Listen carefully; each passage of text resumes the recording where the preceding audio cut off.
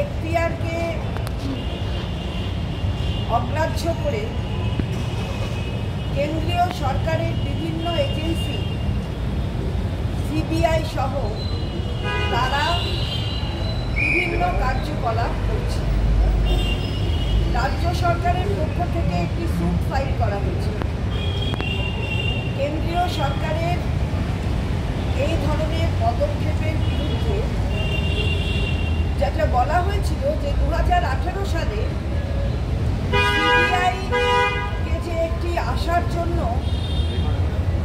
Consent দেওয়া হয়েছিল, অর্থাৎ রাজ্য সরকারের পারমিশন না নিয়ে তারা চলে আসতে পারে, এই কনসেন্ট দেওয়া হয়েছিল। সেই কনসেন্টটা রিভোক করা হয়েছিল, অর্থাৎ প্রত্যাহার করা হয়েছিল 2018 সালে। কিন্তু সেই প্রত্যাহারকে মান্যতা না দিয়ে, সরকারের সাথে কোনো সংযোগ না রেখে কিংবা সরকারের কোনো পারমিশন না নিয়ে সিবিআই এর মতন এজেন্সি তারা বারংবার সরকারের এখতিয়ারের মধ্যে ঢুকে পড়ছে। আজকে মাননীয় সর্বোচ্চ আদালত, অনারেবল সুপ্রিম কোর্ট, তার ডিভিশন বেঞ্চ যেটি প্রিসাইড করছিলেন জাস্টিস গাভাই,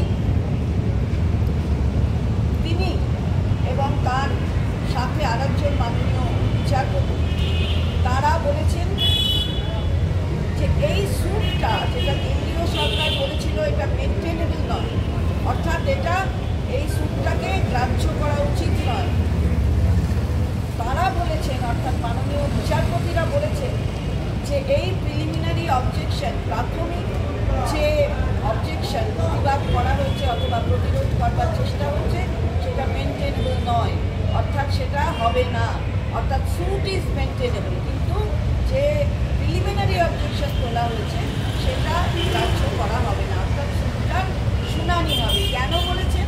বলতে গিয়ে বলেছেন যে যুক্তরাষ্ট্রীয় কাঠামো, ভারতবর্ষের সংবিধানে যে যুক্তরাষ্ট্রীয় কাঠামোর কথা বলে, সেই যুক্তরাষ্ট্রীয় কাঠামোয় আঘাত হয়ে যাচ্ছে।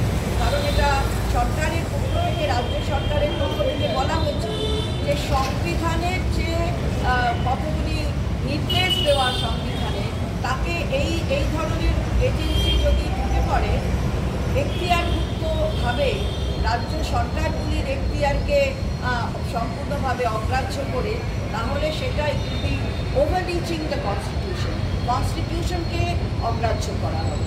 এবং সেই কথাই মাননীয় বিচারপতি জাস্টিস গাভাই সেই কথাই বলেছেন আজকের অর্ডার দেওয়ার সময়। ফেডারেলিজম, কিছুদিন আগেই এখানে ইস্টার্ন রিজিওনাল কনফারেন্স হয়েছিল, আপনারা সবাই সেটা জানেন যে এখানে একটা ইস্টার্ন রিজিওনাল কনফারেন্সে সর্বোচ্চ আদালতের chief justice, honourable chief justice Chandrachud, তিনিও এসেছিলেন এখানে, এবং সেখানে তারও বক্তব্য আপনারা সবাই শুনেছেন, সবাই জানেন। এবং মাননীয় মুখ্যমন্ত্রী আমাদের, তিনিও সেখানে বলেছিলেন যে কোনো পলিটিক্যাল বায়াসনেস থাকা উচিত নয়, এটা আপনাদের সকলের কাছেই জানা, সবাই জানেন এবং সবাই অবহিত আছে। পরের সেশনটাও ছিল একটা এমন সেশন যেখানে আলোচনা হচ্ছিল about constitutional morality and cooperative federalism.